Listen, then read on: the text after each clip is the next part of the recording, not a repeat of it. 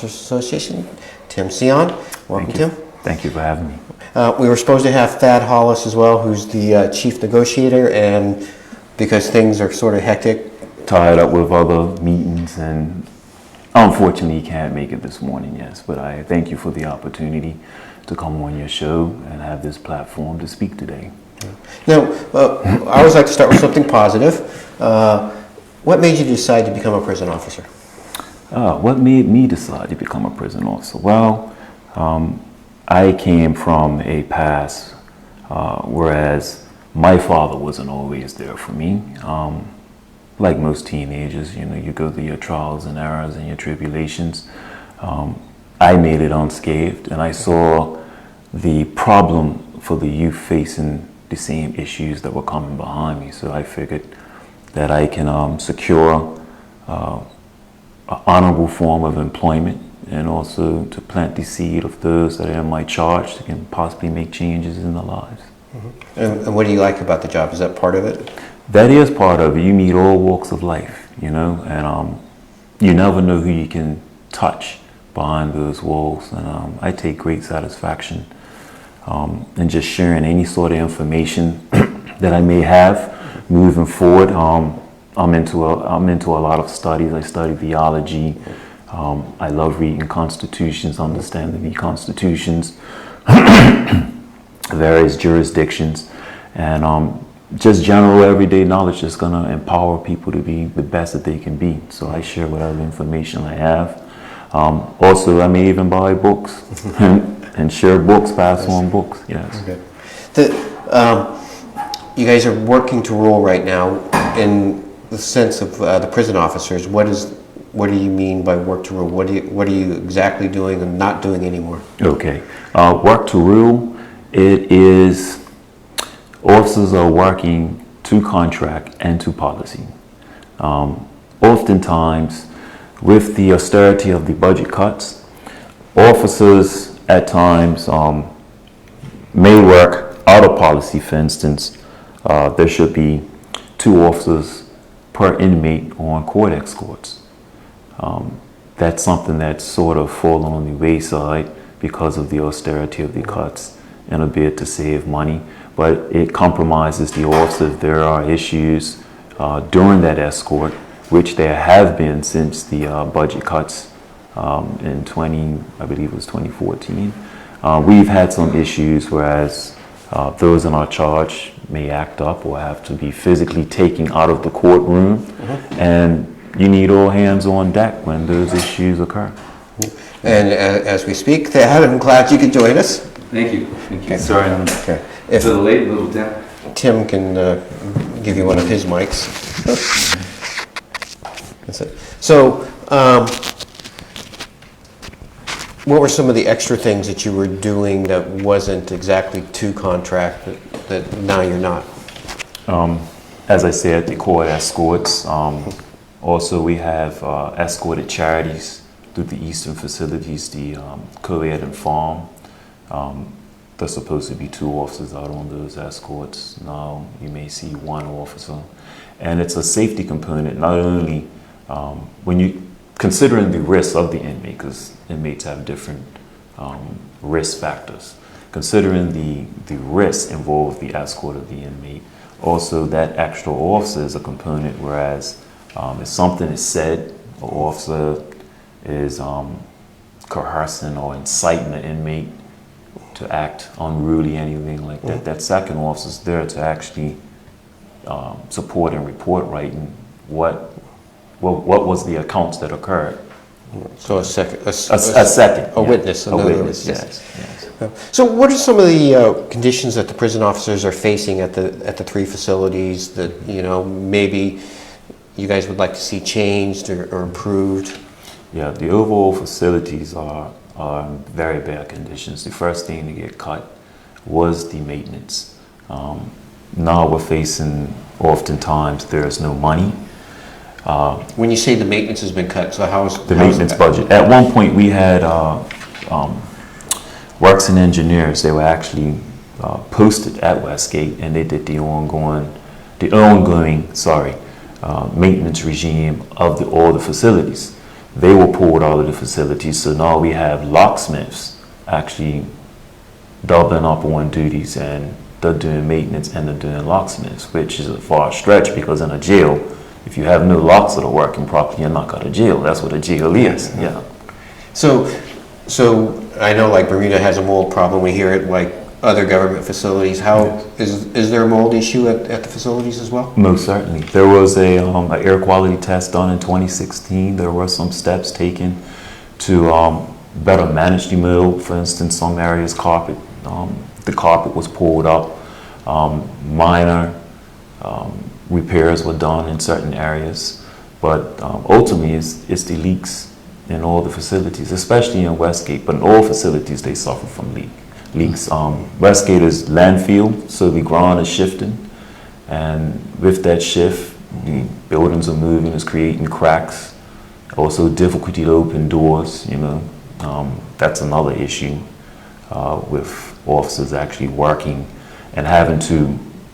Our job entails opening a lot of doors, unlocking and opening doors. You have a 275, 300-pound door, and you're opening that door constantly every day when you go to work. It's wear and tear on your shoulder, your wrists, elbow issues, things like that. Yeah. Because the door is actually stuck. Yeah. Because of the shift in the building and things like that. The mold issue is in all three facilities. And you can't say which one's worse than the other, but there is a respiratory issue that officers are coming up with that didn't have one. People have been in the service for 5 or 6 years and now getting asthma. Everyone's got the concern. It just comes down to there's no budget that can be applied. And so the budget's getting cut because of operational issues, because of overall cut to manage the deficit. It's been an ongoing problem. This was originally documented back in December 2000 by the POA with the government of the day, saying that there were inherent issues in terms of staffing, in terms of manning, in terms of allowing overtime so that people could actually get time off. Officers were working additional overtime to keep things going because there was staff shortage. The mold issue, the issues around making sure that there were enough officers when there was an escort. There's a list of about 19 things that were outstanding, and many are still on the list today. Yeah. Well, so what would be some of the other issues? Some of the other issues are primarily relating to staffing and not having enough. There's still about 58 short from where they could be. And just for our audience now, that's 58 now, and how many retirements do you expect over the next year that's going to create more? It's a national problem for the island, is that we are looking in the next 5 years, probably about 30% of the current officers are going to be eligible for early retirement. So it's just not filling those 58 spots, it's like being proactive and filling out, all the guys that are going to be... Finding another 50 officers on top of that. So we're going to look for recruiting in the next 5 years, another 100 officers. Another thing with that, if I may add, is when you have no recruitment for long extended periods of time, you're losing a lot of wealth as far as experience of officers. So soon the prison service will find themselves with a huge number of officers that have under 5 years of service with the Department of Corrections. So you're losing a lot of knowledge, a lot of information, and just being knowledgeable in the ongoing ongoing operations, and how to actually connect with the inmates that we are in charge of. Now, I know working in the prison system is probably a very, very stressful job. What would be the negative to maybe extending people's contracts to work 25 years instead of 20? Is that like asking too much for these officers? Physically, it probably is. It's a very physical job, men and women, in that the way that you have to, it's just opening doors, moving gates, controlling prisoners. When you have, we had an incident just over a week ago where 3 officers were hurt. It took 3 officers and the inmates to assist in concluding and resolving that particular incident. It is something that happens, that they're trained to do, but it is physically taxing on the body. So there's a physical issue that eventually at 55, You know, if you're having health issues because of the mold, because of the steps, because of the doors, because of shoulder injuries, the possibility of getting shanked is an everyday event. It starts to wear on the body. When you're also working without a collective agreement for 10 years and no increase, and when things like that, it just wears into the morale. I want to get into some of those, Yeah. the agreement in 10 years and no increase. But what was it like the day that the officers were attacked? Because, I mean, generally, the public doesn't hear about any incidents that happen up there. How common is that to have officers attacked and deal with issues? It's nothing common about it at all. When you hear that duress, all officers are equipped with a duress. It's sort of like a GPS. It tells the mainframe, which is the control room, where every officer is. It has features whereas the officer can alert it, or if he's suffered an injury and he's lying horizontally, it automatically sets.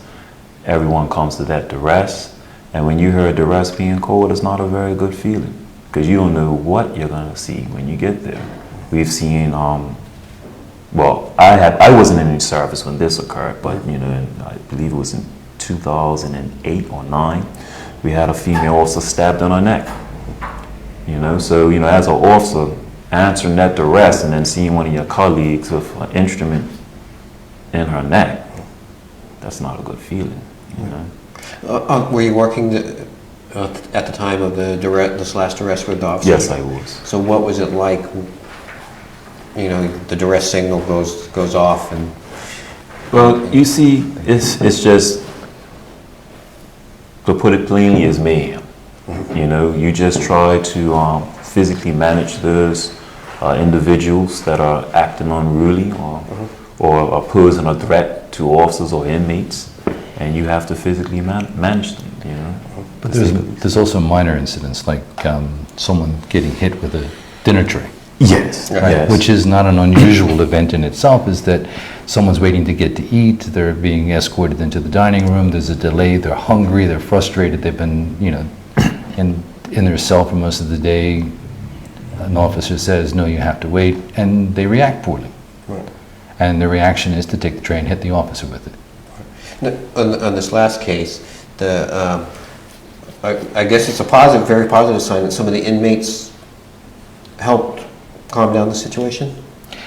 Yes, yes. Oftentimes you do find some inmates that will assist officers in times of need. I'm thankful for it, and I mean, at the end of the day, not all inmates are there trying to, what's the word I'm looking for? I'm lost for words. Trying to beat the system. Right. You know, most of them, regardless of what they're not charged for, are trying to actually make a better situation out of the being in jail. You know, they just want the opportunity. So that's another reason why a lot of the frustrations will set in. You know, they're human beings. They're living in mill. Officers are working in it, but they're living in it. You know. Also, the issue is the dependability of having programs delivered, you know, and that's also an issue. Currently, there's nothing for long-term, long-serving inmates. There's a lot of individuals right now serving a lot of time, you know, 25 to 38 years, and it's really nothing for them to do. So idle mind is the devil's workshop. When you say programs, what are you talking about? Programs, you have court-ordered programs, you have vocation, court-ordered.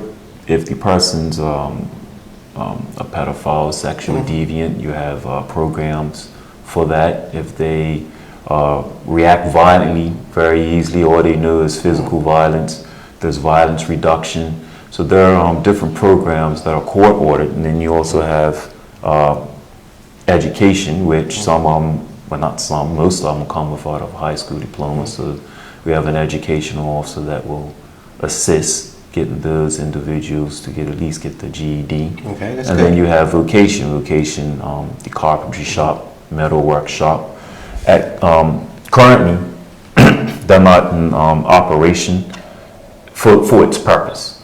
The carpentry shop is going right now, but there are no finished work carpentry courses, any form work, nothing like that at the moment. It's used as pretty much as a hobby shop. They're making jewelry boxes. They're very talented. Jewelry boxes, headboards, coffee tables, things like that. But it's nothing in place in terms of getting them certified so they can be empowered to be gainfully employed. Excuse me.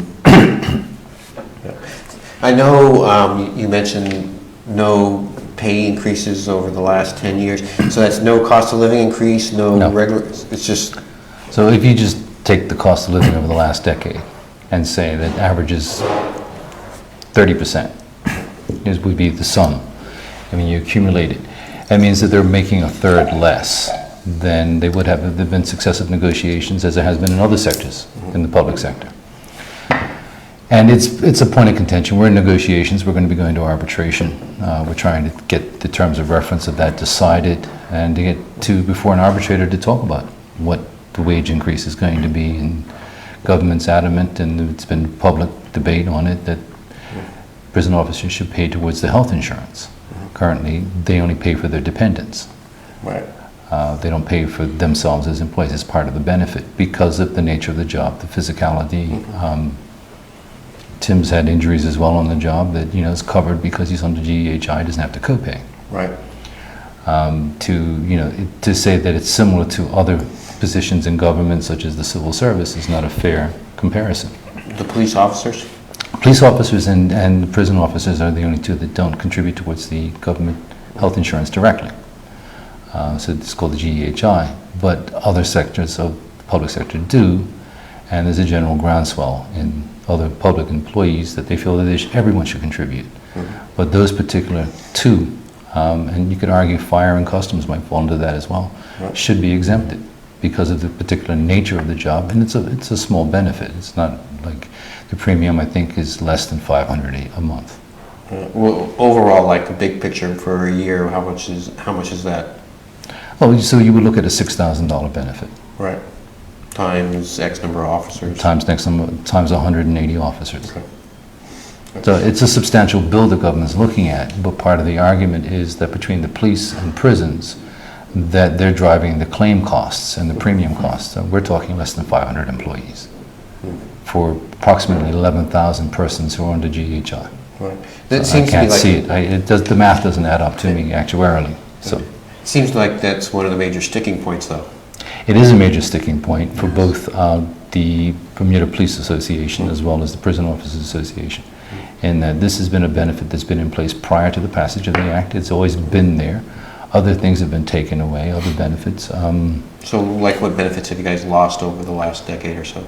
Over the last 30 years, it's things like the addition to the pension that was in there, how calculations are for call-out pay, and that would be additional pay to benefit, which the police got in the 2006 arbitration ruling, which had to go to Supreme Court to be enforced. There's just things that were there.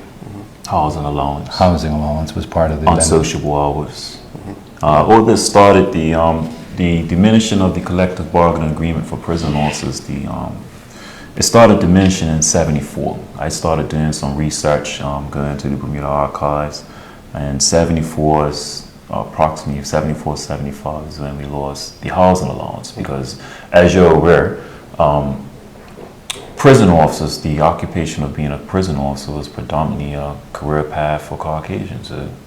You know, they were into the Royal Military and things of that nature, so that was part of the package. In the early 80s, it became predominantly Bermudianized, and the benefits were actually grandfathered in, and since then they've been eroding away. The last thing we have now is the GHI, and as Dad has said, it's more than just the people that we manage. It's clinically proven that shift work is the second leading cause for cancer, cardiovascular disease, diabetes.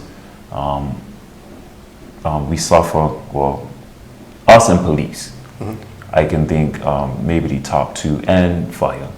We suffer from, there are a number of reports in the United States from hypervigilance. And that's when officers, we like, unlike other government employees, when we go into work, we're not sure what we're going to see. I can go in and see someone stabbed to death.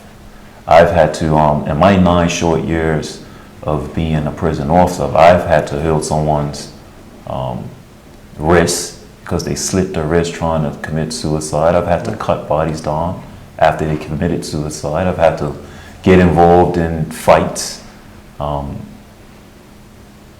Once I tried to, I was conducting a special search, and the inmate didn't want to comply. And the inmate, and I'm not going to say any names if don't protect the people, but the inmate has been in for, well, not been in.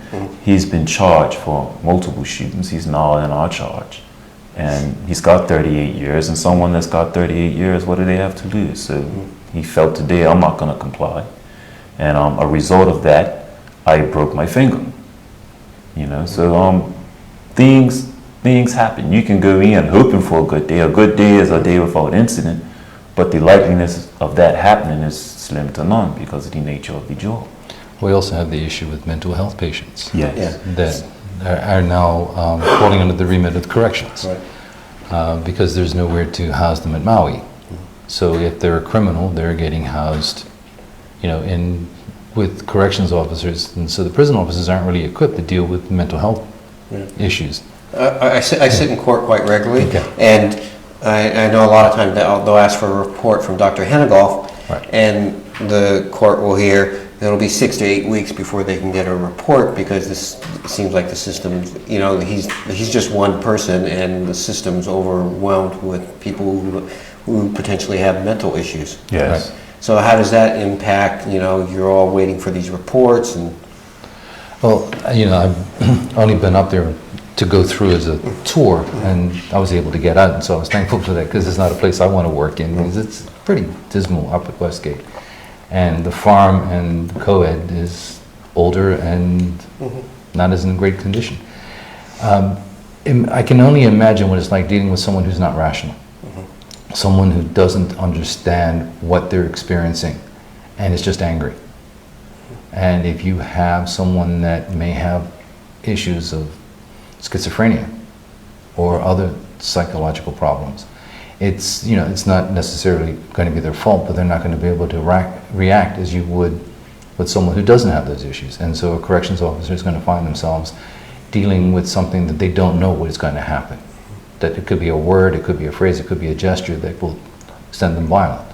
Right. And it's not just the prison officers, it's bad for the patient, the inmates too, because I was there, I remember a couple months ago, sitting in one case, and they were pleading on the court for this one person whose condition was deteriorating mentally.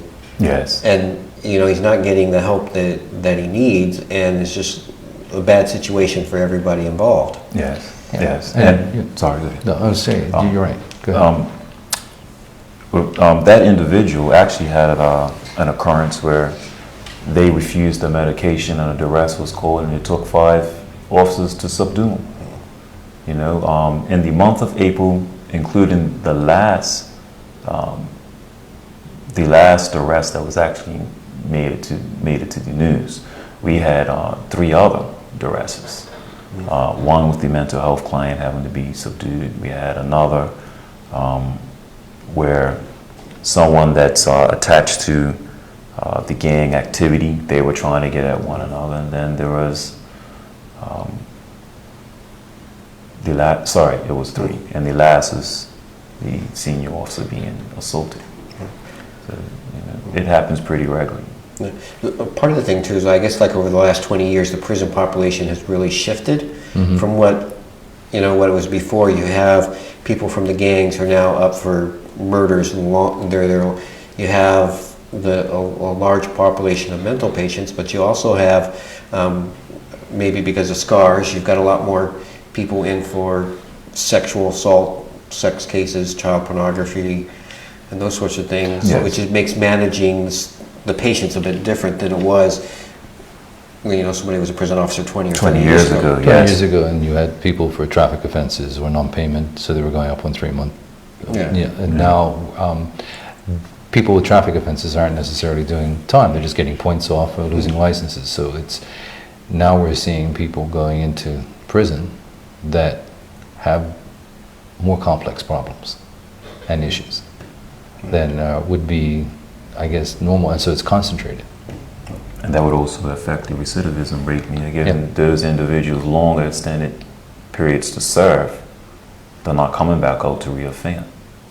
So imagine you're 25 and you've just been sentenced to 25 years, and you have a young family, whatever you've done, and you're now sentenced to 25 years. You're going to get out on probation in your 40s, maybe. Yeah. Yeah, they're not like the previous ones where they're in for 3 months or 4 months and they're rolling out. Although some people seem to think like if somebody goes in there, they get moved to the farm and then they're out fairly quickly, but that's not the case. And even down at the farm doesn't necessarily mean it's easy. It's still prison. You know, and it's, I think, Absolutely. to understand that you're going behind locked doors, locked gates, and you're under guard. It's not a vacation. It's not a Channel View hotel. And you know, we made a joke because Westgate was a lot better than Casemates at the time. But it's the maintenance issue. You know, and I said this recently to some senior civil servants. If this was a school, we would have shut it down. Like Tatum. Yes. No, I wanted to, I guess, I don't know if it's a side issue, but, you know, Colonel Eddie Lamb was seconded, and now he's on a second secondment. How has that affected the overall situation at the prisons? You look resigned. When you just don't know, you're not, the communication is not there where you know what's going on with your leadership.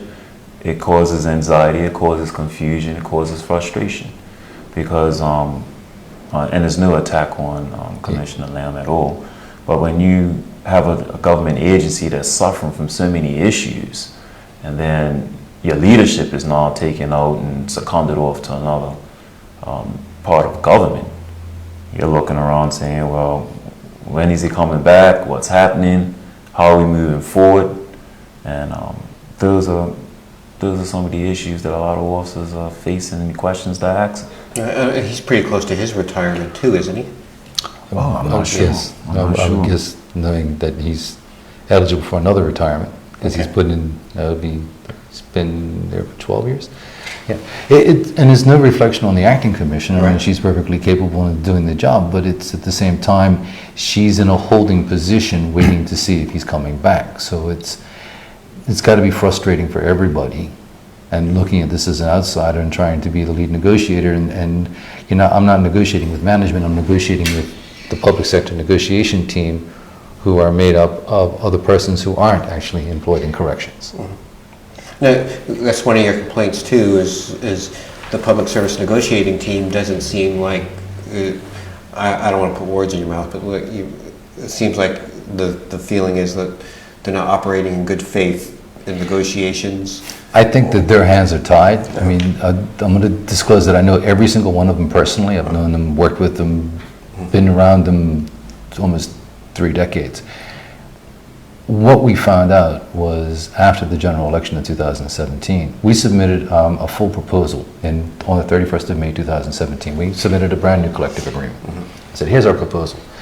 We didn't get an answer back until January of 2018, because we found out that the previous party of government hadn't given the PSNT a mandate to negotiate. So we were just sitting there fluffing, and we were getting more frustrated.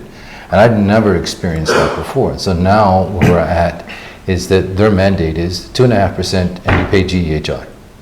Okay, but hang on. So we've modified the collective agreement because we've included a lot of the benefits that are in other public sector employment, so that we're trying to upgrade, because the agreement had remained fairly static for 20 years. Where we're at is that it's like, well, hang on a minute, 2.5% without a pay increase for the last 10 years, we got to look at the base. Nope, 2.5%, take it or leave it. And that's coming from the cabinet. So it's a frustrating process when you have someone that you know doesn't have a mandate to negotiate. It's like take it or leave it. And you know, our mandate to negotiate is try and get us an uplift on our base pay. And, as far as we're aware, and we don't know, that the 2.5% that was offered to everybody in the public sector was retroactive to the 1st of April 2017. We have been in this process since August of 2016. So we're coming up on a 3rd-year anniversary of we're still trying to negotiate a collective agreement. And we've made a lot of progress, and to give it the right context, in that we've upgraded the agreement, but this is the stumbling issue that we have. We said, let's take a look, and we've been in conciliation or mediation since, August of last year. Yeah.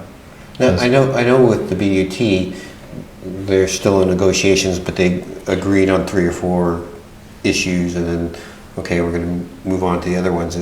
For you guys, is it going to be XYZ all has to be taken care of, or can we agree on a few things and move forward? Well, we've agreed on just about everything we can, and we're still sort of trying to negotiate a few finer points. We've agreed to go to arbitration. We're just now trying to set the terms of reference so that we can agree these are the outstanding matters and ask an arbitrator to adjudicate. And then after we do that, we're going to go right back into negotiations again, which, we'd like to extend it out so at least there's a year to live with the new agreement and familiarize everybody with these new terms and conditions, which are different, but they parallel now the code of conduct, which had been upgraded, but the CBA hadn't. Right. So we're now trying to, so we did a lot of research as a team when we were pulling this together. No, I believe I read somewhere that you feel like the prison officers should be paid equal to police? That was an agreement that we had back in 2009 with an Ernst & Young report. My understanding and everything I've been able to research was that the initial intent of the cabinet of the day was to make uniform services on an equal basis.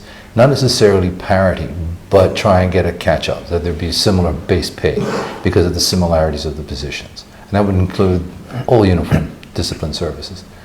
And police and corrections were put into the same category, is that they should be paid similarly because the discipline is similar, the requirements for the job, the on-the-job training, probationary periods, their acts are similar in terms of the retirement, the benefits, and what the requirements of the post are. And they're also not allowed to be under the Trade Union Act because they're not trade unions.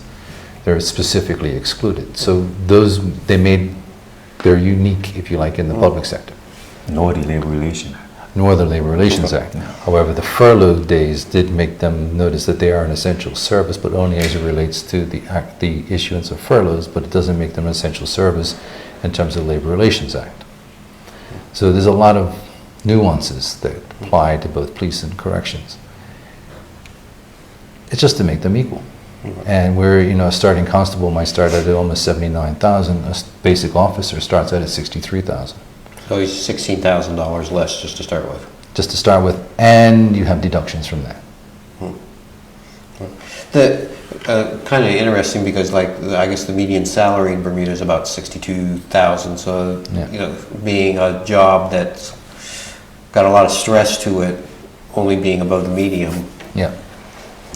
And has remained there for 10 years. So 10 years ago, it was regarded as a reasonable salary, but has stayed. Now, again, one of the statements that you recently put out was you lacked confidence in the top 6 senior management officials at corrections. Why do you feel that? That was the membership. The membership had a general meeting of all the persons that were able to attend, and we had probably close to 2/3 attendance. Felt that there was a lack of direction from management, and so there was a no confidence in their ability to lead. Does that stem from the fact that you've got an acting commissioner and Colonel Ambs elsewhere, and it stems from the fact that the budget keeps getting cut, that there is mold issues, that there are stairs that are unsafe to walk on, there are doors that can't close, there are inmate cells that aren't habitable. The list goes on of things that haven't been done. We haven't got the shifts covered, we haven't got staffing right. It just doesn't seem to be a direction. There's a strategic plan that's being implemented, but it doesn't seem, they're trying to figure out where it's relative. These were comments that I observed when I was attending the general meeting of the membership. And they just said, we just need management to lead. They're looking for leadership. And it's all the individuals that are named are all expert and qualified. It's just the frustration is, I would say, from where I'm sitting, they just want someone to make a decision and say, this is what we're doing. We're going to defend you. We're going to protect you. And that just hasn't happened for 2 decades. Well, so is it more of a like everyone sort of just like floats them, just going down the stream, waiting for something to settle? They're frustrated. They're extremely frustrated, and they were angry, and they were willing to do extreme. And it was through dialogue and discussion, the membership agreed to a work to rule and said, we'll abide by the terms of the current collective agreement and the code of conduct and the policies and procedures of the corrections. And that means that overtime is only voluntary, that all scheduled work will be performed, and that officers will do their jobs as directed. But another thing, if I can add, there was an issue of a lack of transparency with a grievance process. A grievance that was made on a senior officer, and there was no transparency at all in that process. And I think that was also a contributing factor of the reason for the vote of no confidence. It has remained just festering, going on for over a year without resolution. And so that's another factor. And there's a couple of other issues that happen like that, when there's a complaint made, it just sits there and doesn't go anywhere. It must impact recruiting as well a bit. I don't know when the last time was 15 last June or so. You had 15, and that's the last time there's been new officers, or has it been another? It was a class just before those 15, and they all passed out together. So it was a total of 21 officers that just passed the recruitment stages. Was it just last year? Yeah, last year. Yeah. Yeah, and then you had how many officers retire last year?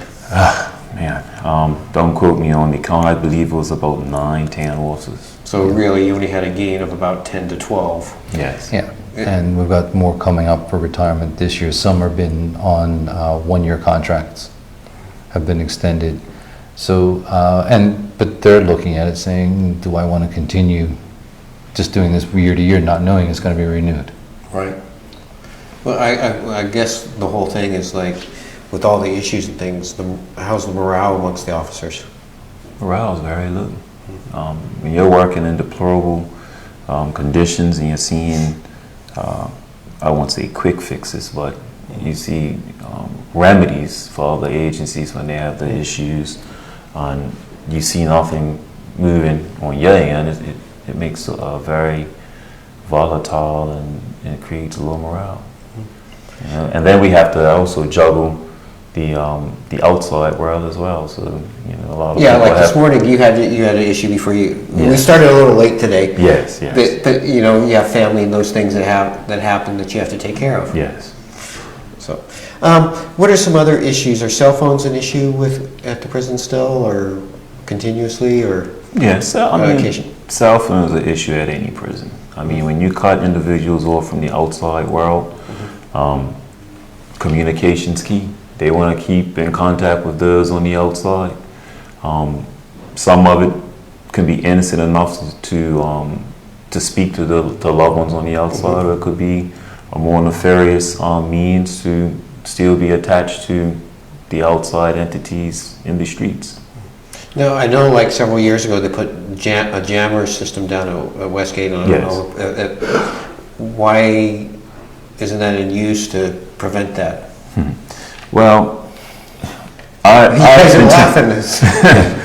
I've been told that it disrupts the cell phone service for Cell 1 and Digicel. I'm not buying it. I think there's other underlying issues with that. What would affect the rest of Dockyard? Is that what they're saying? That's what they're saying. But I mean, with technology nowadays, you can buy a blocker that just blocks the facilities. Well, yeah, because I've been in places before where they've had, you walk into one zone, it's blocked, but another zone, it's free. It seems like it would be a simple solution to get it to, and then it would solve a set of problems. I think that's the problem, is that there are simple solutions. But the way that the budget has been run for the last 10 years, and particularly commencing after the SAGE report, in that there are so many checks and balances that if you want to buy toilet paper for staff, it has to be put in as a requisition, a purchase order has to go out there, it has to be checked off, it has to be signed off through the budget office, it has to be signed off by the acting officers responsible for that, and then that has to then go out. It could take 3 weeks. And I'm being slightly facetious, but it is such a checks and balance process under the E1 system that it takes forever to get something done. So if they say, look, we need to get hold of Works and Engineering, we need to do something on a repair, first of all, that goes in, it has to be approved, it goes all the way up to PSs, the PSs then say, yes, that's okay, and the budget officers are all approving, everyone's done. Then we've got to find the manpower. And it can just be, to do a simple repair of a plumbing issue, can take 6 months. Yeah, he's absolutely right. I've seen, for example, the last hurricane we had, the high winds, and one of the units, half the ceiling actually came down. Because of that same very process, the ceiling and wires being exposed, it was about 5-6 months. We had to cordon off a portion of the unit and had scaffolding in the unit. It's ridiculous, you know, the type of environment that officers have to work in. Our issues are systemic, not individual. Right? It's that we have so many checks and balances that the checks and balances are prohibitive to getting stuff done in an expedient and efficient manner.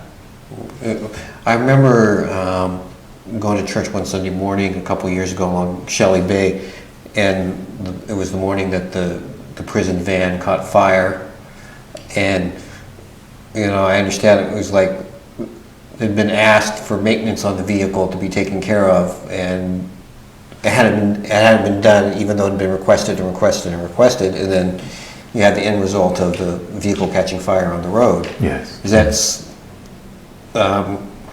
symbolic of some of the situations that are happening? That is symbolic of some of these situations. Also, the leadership, the managers, they do a very good job trying to save government money. So oftentimes we take vehicles from other government agencies because we have skilled inmates. They do body work, some are mechanics. They do the skill set is amazing, I must say that. And they will take those vehicles that are considered condemned from other government agencies, and the prison service will take it on. So we're actually using condemned vehicles from other agencies currently, but there is something in the wings that we will be getting some vehicles. So some positive news. Yeah, some positive.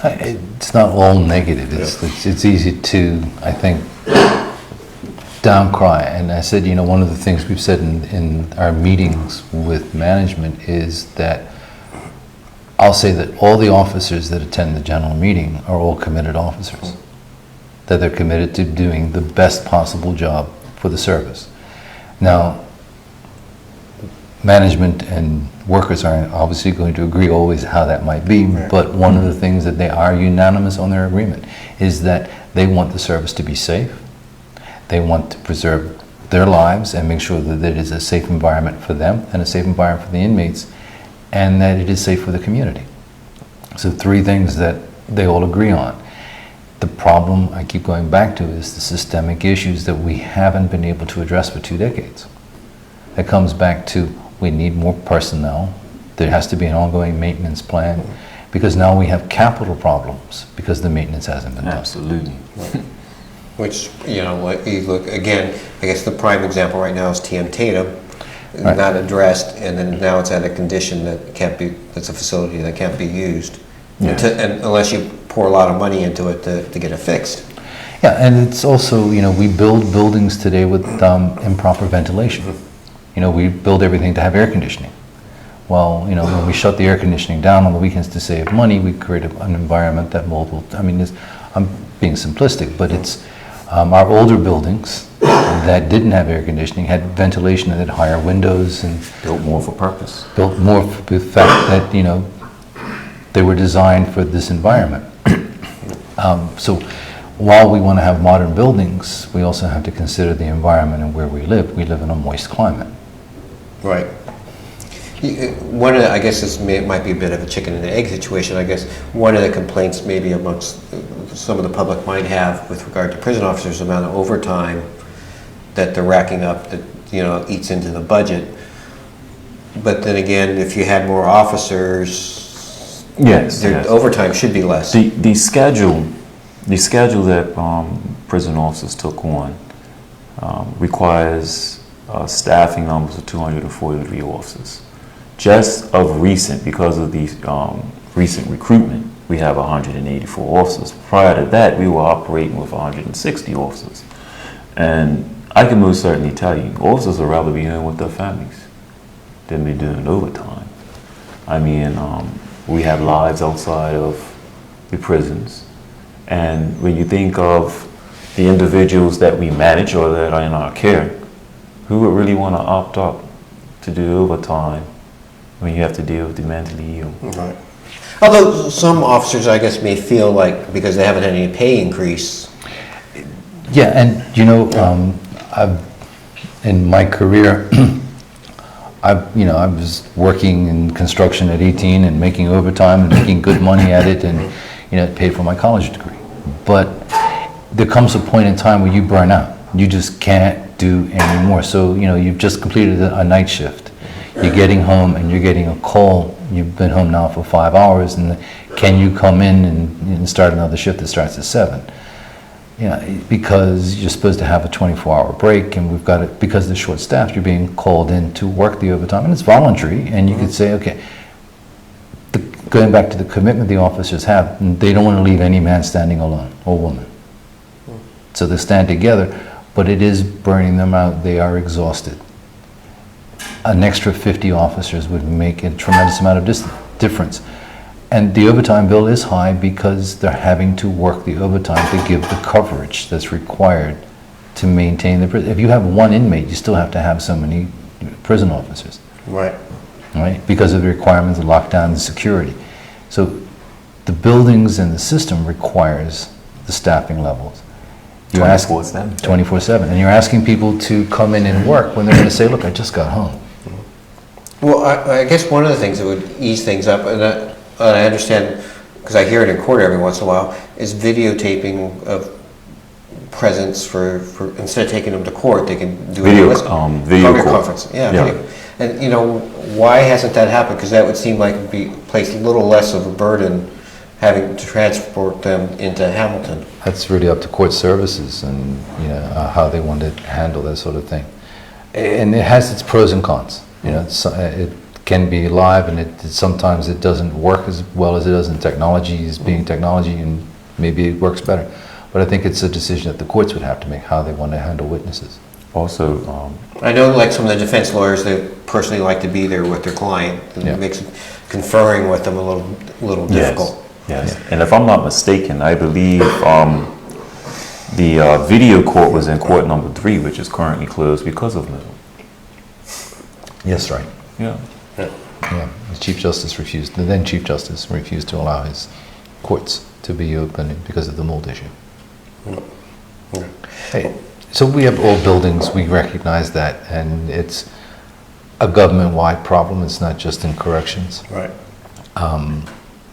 And the officers are sensitive to the fact that there is a restricted budget, that there is, and all they're saying is, give us an opportunity to, one, have some dignity at work, have respect, and allow us to make a reasonable living.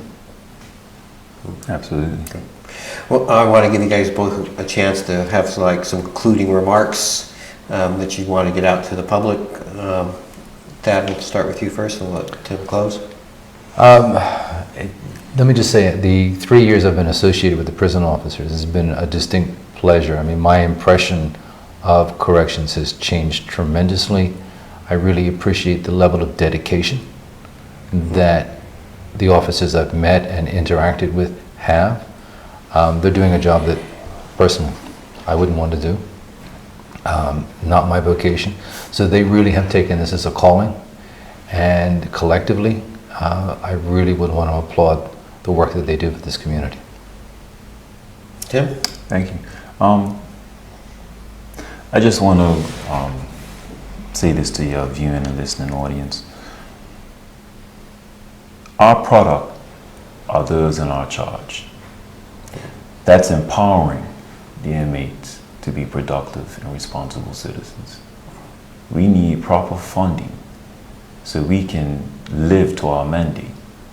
And as they had said, we just want, we want to work with human dignity. We want to be fairly remunerated for what we do. We're not asking for a lot, we're just asking for fairness. Or what's been said from the Cabinet Office, parity. Okay. And I thank you for having me today and having this platform again. Thank you. We appreciate having you here. We don't get to hear from the prison officers, unfortunately, only at times like duress, like this. But you know, we'd love to have you back at some point down the line. Hopefully, some things have been settled. Yep. Our guests today were Thad Hollis. He's the chief negotiator for the Prison Officers Association with government, and president of the Prison Officers Association, Tim Sion. We appreciate having him here today. I'm your host, Don Burgess. Thank you for watching Bur News, News and Views. And as always, I hope you have a beautiful day.